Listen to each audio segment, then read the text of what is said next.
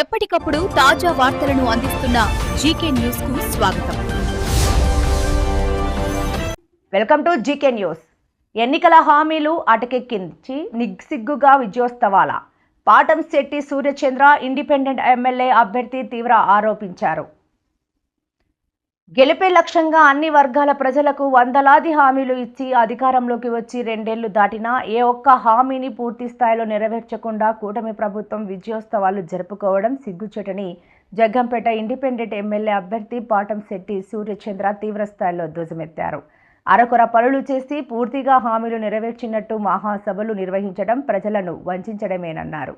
ఎన్నికల మేనిఫెస్టోలో పెట్టిన ప్రధాన హామీలను కూటమి ప్రభుత్వం పూర్తిగా గాలికొదిలేసిందని సూర్యచంద్ర విమర్శించారు.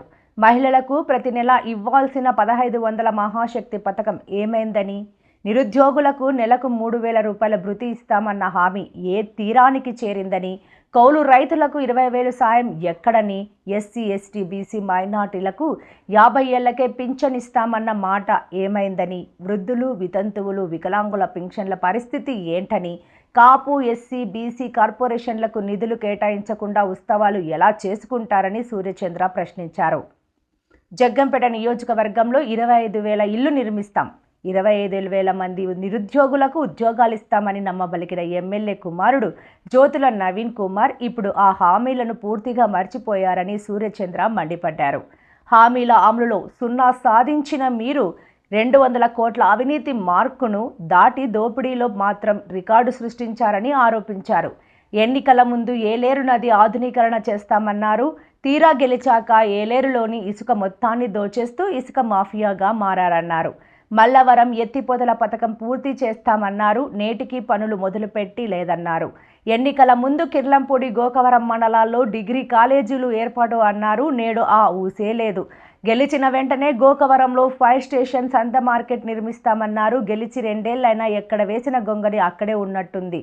గ్రామాల్లో సీసీ డ్రైన్లు నిర్మిస్తామన్న మాట ఇటి మూటలైంది. స్థానిక ఎమ్మెల్యే జ్యోతుల నెహ్రూ ఆయన కుమారుడు నవీన్ కుమార్ ఆధ్వర్యంలో జగ్గంపేటలో జరిగింది కేవలం 10% అభివృద్ధి, కానీ అవినీతి మాత్రం 90% జరిగిందన్నారు.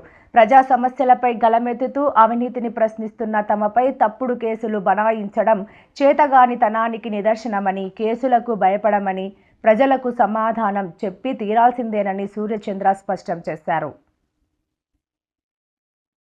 రేపు జగ్గంపేటలో జరగబోయే కూటమి విజయోత్సవ మహాసభ వేదికగా ఎన్నికల ముందు ఇచ్చిన ప్రతి వాగ్దానాన్ని ఏ తేదీలోగా ఎప్పటిలోగా పూర్తి చేస్తారో స్పష్టమైన యాక్షన్ ప్లాన్ ప్రకటించాల్సిన బాధ్యత శాసనసభ్యులు శ్రీ జ్యోతుల నెహ్రూ గారిపై ఉందని, ప్రజలకు సమాధానం చెప్పి తీరాలని పాటంశెట్టి సూర్యచంద్ర డిమాండ్ చేశారు. అంటే జగ్గంపేట నియోజకవర్గంలో నెహ్రూ గారిది కానీ వాళ్ళ అబ్బాయి నవీన్ కానీ పుట్టినరోజు జరిగిందంటే మాదే గండం. వాళ్ళకి ప్రమాణ స్వీకారానికి చేసినా మాదే గండం, పెద్ద పెద్ద పూజలు చేసినా మాదే గండం. డబ్బులు ఇవ్వడానికి ఎన్నో ఇబ్బందులు పడుతున్నాం అని చెప్పేసి వాళ్ళు అంటున్నారు. ఇప్పుడున్న పరిశ్రమలు 2-3 కొత్తోడు వాళ్ళు అడుగుతారు కదా ఉన్న వాళ్ళని, ఏమండి ఏంటి పరిస్థితి అని చెప్పంటే, బాబు ఇక్కడ అంతా కూడా ఇబ్బందికరమైన పరిస్థితి ఉంది, ఇక్కడ మేమే ఇబ్బందులు పడతా ఉన్నాం అని చెప్పంటే కొత్తోడు ఎలా వస్తాడు? మీ హంగులు ఆర్భాటాలకి ప్రచార ఆర్భాటాలకి ఉన్న కంపెనీల దగ్గర దోచుకోవడం తప్పించి కొత్త రప్పించడానికి అనే ఆలోచన ఎక్కడా లేదు. అదే రకంగా గండేపల్లిలో జూనియర్ కాలేజ్ మంజూరు చేస్తా అన్నారండి. గండేపల్లిలో అది లేదు. ప్రభుత్వ ఐటీఐ కళాశాలకు అవసరమైన భవనాన్ని నిర్మిస్తా అన్నారండి మీరు, అది నిర్మించలేదు జగ్గంపేటలో. ఇవన్నీ నిర్మిస్తే మీరు చెప్పండి రేపు మీటింగ్లో. గోకవరంలో ఫైర్ స్టేషన్ అన్నారండి, ఇది 9వ పాయింట్. గోకవరంలో ఫైర్ స్టేషన్ ఉందా అండి? అక్కడ ఏమన్నా కొంచెం అగ్ని ప్రమాదాలు జరిగితే మీరు నిర్మించిన ఫైర్ ఇంజిన్లు వెళ్ళి ఆర్పేస్తున్నాయి. అక్కడ రాజమండ్రి నుంచి రావాలండి. గోకవరంలో ఫైర్ స్టేషను లేదు. 10వ పాయింట్ పుష్కర ఎత్తిపోతల పథకం నిర్మిస్తాం 3 సంవత్సరాల నుంచి అని చెప్పేసి అన్నారు. చాలా సంతోషం. 52 కోట్ల రూపాయల నిధులు తీసుకొచ్చి మీరు అక్కడ పుష్కర ఎత్తిపోతల పథకానికి మీరు శ్రీకారం చుట్టారు. చాలా కృతజ్ఞతలు జ్యోతుల నెహ్రూ గారు. అదే రకంగా మరి ఇప్పటికీ జూలై 20వ తేదీకి నీరు ఇస్తా ఉన్నారు మీరు. అక్కడ 3 పైప్ లైన్లు తీయాలి, 1 పైప్ లైనే తీశారు. ఇంకా పైప్ లైన్లు తీయడమే పూర్తి కాలేదు. అక్కడ పైనుంచి పైపులు రావాలి, పైపులు రాలేదు. ఆ వచ్చిన పైపులకి మళ్ళీ లోపల బయట మెష్ పెట్టి కాంక్రీట్ చేయాలి, అది లేదు. అక్కడ ఇంకా ఏ రకమైన అభివృద్ధి పని లేదు. ఇవాళ 20వ తేదీ అండి, వచ్చే నెల 20వ తేదీకి నీరు ఇస్తానన్నారు. రైతులు ఆల్రెడీ ఆకుమల్లి వేస్తున్నారు. అంటే నేను గౌరవ శాసనసభ్యులు శ్రీ జ్యోతుల నెహ్రూ గారిని నేను రైతుల పక్షాన విజ్ఞప్తి చేసేది కొత్త ఒకటి లేదు. మరి మొన్న కూడా మేము చెప్పడం జరిగింది, రెండు కళ్ళు కనిపించని ఇంజరపు రాంబాబు గారి కోసం ఇంచుమించు 4 సార్లు జిల్లా కలెక్టర్ ఆఫీస్కి వెళ్ళాం. అటువంటి వాళ్ళు రాష్ట్ర వ్యాప్తంగా కానీ నియోజకవర్గ వ్యాప్తంగా కానీ ప్రతి గ్రామంలోని ప్రతి వీధిలోని ఎంతోమంది ఎదురు చూస్తూ ఉన్నారు. వాళ్ళు కళ్ళు కనిపించు, వృద్ధులకు కళ్ళు కనిపించు, వాళ్ళు తీసుకెళ్లి సైకిల్ గుర్తు మీద మీరు ఓటేయించుకున్నారు. ఆ రోజు వాళ్ళకి ఏం సమాధానం చెప్తారు రేపు విజయోత్సవ సభలో అని చెప్పేసి జ్యోతుల నెహ్రూ గారిని అడుగుతా ఉన్నాం. అదే రకంగా కాపు కార్పొరేషన్ నిధులు, రాష్ట్ర వ్యాప్తంగా కాపు కార్పొరేషన్ నిధులు, కాపులు వెనకబడ్డారు, కాపుల్లో చాలా మంది పేదలు ఉన్నారు, కాపు కార్పొరేషన్ పెడతాం, బీసీ కార్పొరేషన్ పెడతాం, ఎస్సీ కార్పొరేషన్ పెడతామని ప్రతి కులానికి కూడా కార్పొరేషన్లు పెట్టి ప్రతి కార్పొరేషన్కి కూడా ప్రత్యేకమైన నిధులు ఇస్తా ఉన్నారు. కాపు కార్పొరేషన్కి అయితే సంవత్సరానికి 1500 కోట్ల రూపాయలు నిధులు ఇస్తా ఉన్నారు. 2 సంవత్సరాలు అయింది, 3000 కోట్ల రూపాయలు ఇవ్వాలి, ఇప్పటికి ₹1 ఇచ్చారా అని అడుగుతా ఉన్నాం. అదే రకంగా ఎస్సీ కార్పొరేషన్ నిధులు లేవు, బీసీ కార్పొరేషన్ నిధులు లేవు, ఏ రకమైన కార్పొరేషన్కి నిధులు లేవు. కానీ ఆ కార్పొరేషన్ చైర్మన్లుగా, ఆ కార్పొరేషన్లకి నెంబర్లుగా మీకు కావాల్సిన రాజకీయంగా మీకు కూడా తిరిగే వాళ్ళకి అక్కడ ఖాళీ పూర్తించడానికి వాళ్ళని ఏర్పాటు చేయడం జరిగింది. వాళ్ళకి జీతాలు ఇస్తున్నారు. కార్పొరేషన్ చైర్మన్లకి వాళ్ళకి జీతాలు, వాళ్ళకి కార్లు, మళ్ళీ వాళ్ళకు కూడా బిలబండ్రోతులు, వీళ్ళందరూ కూడా ఏర్పాటు తప్పించి ఒక్క కార్పొరేషన్ కూడా నిధులు ఇవ్వని దౌర్భాగ్య పరిస్థితి కూటమి ప్రభుత్వం. మరి అదే రకంగా జగ్గంపేట నియోజకవర్గంలో రాష్ట్ర వ్యాప్తంగా జరిగిన ఎన్నో హామీలు, సమస్యలు ఒక్కటి కూడా నెరవేర్తించలేదు. జగ్గంపేట నియోజకవర్గంలో గౌరవ శాసనసభ్యులు శ్రీ జ్యోతుల నెహ్రూ గారు ప్రతి ఇంటికి కూడా ప్రజలే ఊపిరి, అభివృద్ధి ఎజెండా, జ్యోతుల నెహ్రూ వ్యక్తిత్వం, సైకిల్ గుర్తుకే మన ఓటు అని ప్రతి ఇంటికి కూడా ఇవ్వడం జరిగింది. సాగునీరు తాగునీరు లక్ష్యంతో మన గణధర 2 సంవత్సరాలు అవుతా ఉంది. 25,000 ఇల్లులు కట్టిస్తా ఉన్నారు. కనీసం సంవత్సరానికి 5,000 ఇల్లులు చొప్పున కనీసం 10,000 ఇళ్ళన్నా కట్టించాలి కదా. ఒకేసారి 25,000 కట్టించలేరు. సంవత్సరానికి 5,000 చొప్పున 10,000 ఇల్లులు కట్టించాలి కదా. ఒక ఇల్లు కట్టించారండి. 25,000 మందికి ఉద్యోగాలు వేస్తా అన్నారండి. పరిశ్రమలు తీసుకొచ్చి ఉద్యోగాలు వేస్తా అన్నారండి. ఒక్క ఉద్యోగం ఇచ్చారండి నవీన్ గారు, జ్యోతుల నెహ్రూ గారు. అంటే మీరు ఎన్నికల ముందు నోటికి ఏది వస్తే అదే ప్రతి గ్రామంలోని సీసీ డ్రైన్లు నిర్మిస్తా అన్నారండి. సార్ ఇది మీరిచ్చిందే. ప్రతి గ్రామంలోని సీసీ డ్రైన్లు ఎక్కడ నిర్మించారు? ఏ గ్రామంలో సీసీ డ్రైన్లు నిర్మించారు? ఒక్క సీసీ డ్రైన్ నిర్మించారా ఏ గ్రామంలో అన్నా? ఎక్కడన్నా నిర్మిస్తే 100కి 1% నిర్మించి ఉండొచ్చు. 1% ఎక్కడైనా, అది కూడా ఎక్కడా లేదు. అదే రకంగా జగ్గంపేటలో ప్రభుత్వ ఆసుపత్రిని కార్పొరేటెడ్ స్థాయిలో నిర్మిస్తూ ఉన్నారండి. కార్పొరేటెడ్ స్థాయి లేదు అక్కడ. కార్పొరేటెడ్ స్థాయిలో ప్రైవేట్ హాస్పిటల్స్ డెవలప్ అవుతూ ఉన్నాయి, గవర్నమెంట్ హాస్పిటల్ వెనకబడతా ఉన్న పరిస్థితి. మధ్యతరగతి పేద విద్యార్థుల విద్యా సౌకర్యం కలుగజేసేందుకు కిర్లంపూడి, గోకవరం గ్రామాలలో డిగ్రీ కాలేజీలను ఏర్పాటు చేస్తా ఉన్నారు. మీరిచ్చిందే ఇది.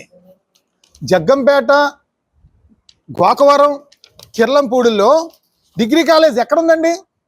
గోకవరం, కిర్లంపూడిలో డిగ్రీ కాలేజ్ నిర్మించారా? అడుగుతున్నాం, చెప్పండి. రేపు మీటింగ్లో లేదు, రేపు విజయోత్సవ సభ. అదే రకంగా నియోజకవర్గంలోని యువతకు ఉపాధి అవకాశాలకు మెరుగుపరిచే విధంగా సాంకేతిక విద్యను అందిస్తాం మరియు ఈ ప్రాంతాన్ని పారిశ్రామికంగా అభివృద్ధి చేస్తాం. పారిశ్రామికంగా తీసుకొస్తా ఉన్నారు, పరిశ్రమలు తీసుకొస్తా ఉన్నారు. ఎక్కడండి పరిశ్రమలు? 2 సంవత్సరాల నుంచి ఏం చేశారని అడుగుతా ఉన్నాం. రేపు సమాధానం చెప్పండి మీరు. అదే రకంగా 1-2 కాదండి, ప్రతి పని కూడా మీరు మాయ మాటలు. అదే రకంగా సత్సాయి డ్రింకింగ్ వాటర్, మరి మీరు తాగునీరు, సాగునీరు, విద్య, వైద్యం, ఉపాధి, వ్యవసాయం అని చెప్పి అన్నారు. గోకవరం మండలంలో తాగునీరు లేక ఎన్నో ఇబ్బందులు పడతా ఉన్నారు. అక్కడ సత్సాయి పథకం దగ్గరికి మీరు వెళ్ళడం జరిగింది. వెళ్ళి అక్కడ కార్మికుల్ని మీద నిప్పులు జరిగేశారు. మీరు సరిగ్గా పని చేయకపోవడం వల్లే ఇక్కడ ఇదంతా మూతపడిపోయిందని చెప్పేసి. ఈ 2 సంవత్సరాల నుంచి ఒక్కరోజైనా నీరు పూర్తిగా ఇచ్చారా? ఇప్పుడు 7 నెలలు జీతాలు ఇవ్వలేదని చెప్పేసి సమ్మె చేస్తా ఉన్నారు. 6 రోజుల నుంచి అక్కడ జీతాలు 7 నెలల నుంచి ఇవ్వలేదని. ఒక్కరోజు నీరు ఇవ్వని పరిస్థితి. కొన్ని రోజులు ఆలం అయిపోయిందని, కొన్ని రోజులు మోటార్ రిపేర్ అయిపోయిందని. అసలు అక్కడ కనీసం సబ్సిడీ డ్రింకింగ్ వాటర్కి నిధులు తేలేకపోయారు. కొద్దిగా నిధులు తీసుకొస్తారు, నేను ఇది తెచ్చేసాను ఓ 10 లక్షలు 20 లక్షలు. అక్కడ శాశ్వత పరిష్కారం చేయాల్సిన బాధ్యత మీ మీద ఉందా లేదా? మీరు ప్రతి నెల 1వ తారీఖు వచ్చేటప్పుడు మీ దాంట్లో అకౌంట్లో జీతం పడిపోతుంది కదా, సుమారు 2 లక్షల పైన. వీళ్ళకి 7 నెలల నుంచి జీతాలు ఇవ్వకపోతే నీళ్ళు ఎలా ఇస్తారండి? అందులోనే వాళ్ళకి ఎంత 12,000 13,000 జీతాలు. అదే రకంగా P4 పథకం అండి. గవర్నమెంట్ ప్రభుత్వం మరి పేదవాడిని కోటీశ్వరం చేయాలి, నిరుపేద అభివృద్ధి చెందాలని చెప్పేసి P4 పథకం పెట్టారు గౌరవ ముఖ్యమంత్రి గారు. జగ్గంపేట నియోజకవర్గాన్ని నేను ఈ సందర్భంగా ప్రశ్నిస్తా ఉన్నాను. మీరు ఓడిపోయారండి. అంటే ఇదంతా నేను ఎందుకు మాట్లాడుతున్నానంటే, ప్రతి నియోజకవర్గంలో కూడా బలమైన ప్రతిపక్షం లేకపోతే నియోజకవర్గం అట్టడుకు పోద్ది, వెనకబడిపోద్ది, అవినీతి విపరీతంగా పెరిగిపోద్ది అని చెప్పేసి అనడానికి నిదర్శనాలు మీకు చెప్తా ఉన్నాను.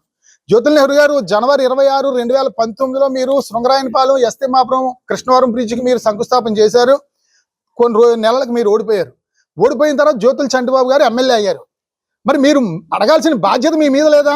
పలానా GOMS ప్రకారంగా ఇన్ని కోట్ల రూపాయల నిధులతో నేను బ్రిడ్జి శాంక్షన్ చేయించాను, శంకుస్థాపన చేశాను, మీరు బ్రిడ్జి పూర్తి చేయండి అని చెప్పేసి మీరు జ్యోతుల చంటిబాబు గారిని ఆ రోజు ఎందుకు అడగలేదు?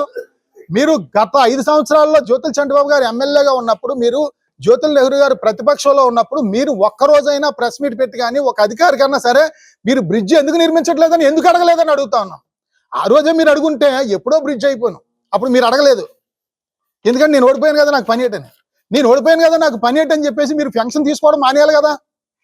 ప్రతి నెల 50 నుంచి 60 వేల రూపాయలు ఓడిపోయిన ఎమ్మెల్యే కూడా పెన్షన్ తీసుకుంటున్నారు కదా. మరి ప్రజా సమస్యల మీద మీరు ఎందుకు మాట్లాడట్లేదని అడుగుతా ఉన్నాను నేను. జ్యోతుల్ నెహ్రూ గారిని అడుగుతా ఉన్నాను. ఇప్పుడు ప్రతిపక్షంలో మరి ఎమ్మెల్యేలుగా చేసి పెన్షన్లు తీసుకుంటున్న నాయకులను కూడా నేను అడుగుతా ఉన్నా. సమాధానం చెప్పాలి ప్రతి ఒక్కరు కూడా. ఎలక్షన్ అయిపోయింది, ఓడిపోయారు. 2024 ఎలక్షన్ అయిన తర్వాత 2024 ఎలక్షన్ ముందు మళ్ళీ జ్యోతుల్ నెహ్రూ గారు మాట నమ్మరేమో అని మరి నిజాయితీ పరుడుగా ఎంతో పేరున్న శ్రీ పవన్ కళ్యాణ్ గారిని కిర్లంపూడి తీసుకొచ్చి, కిర్లంపూడి మహాసభలో ఎన్నికల సభలో గెలిచిన వెంటనే శృంగరాయనపాలెం, కృష్ణవరం బ్రిడ్జ్ నిర్మించే బాధ్యత మాది కూటమి ప్రభుత్వాన్ని అని చెప్పేసి పవన్ కళ్యాణ్ గారితో చెప్పించారు. మీరు ఎన్నోసార్లు చెప్పారు.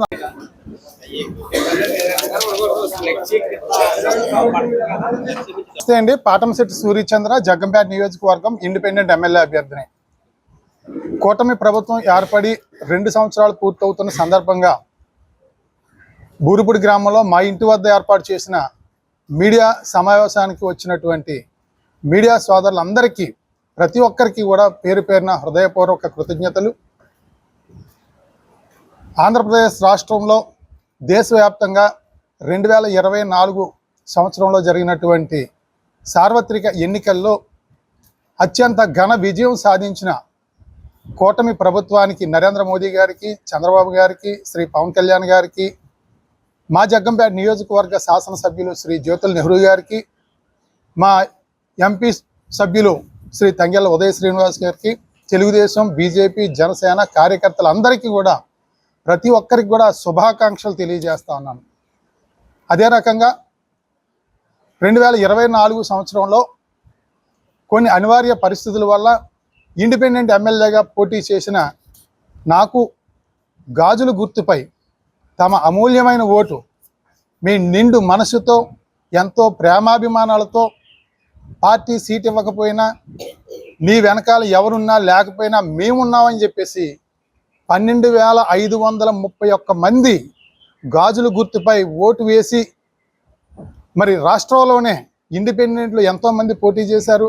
అదే రకంగా మంత్రులుగా, ఎమ్మెల్యేలుగా చేసిన వాళ్ళు కానీ, కొన్ని రాజకీయ పార్టీ నాయకులు కానీ పోటీ చేసినా సరే ఎవరికి 500, 1000, 2000, 3000 దాటలేదు. జగ్గంపేట నియోజకవర్గంలో నా మీద ఎంతో ప్రేమాభిమానాలతో, నమ్మకంతో 12,531 మంది గాజుల గుర్తుపై ఓట్లు వేసిన ప్రతి ఒక్కరికి కూడా శిరస్సు వంచి పాదాభివందనాలు తెలియజేస్తాం.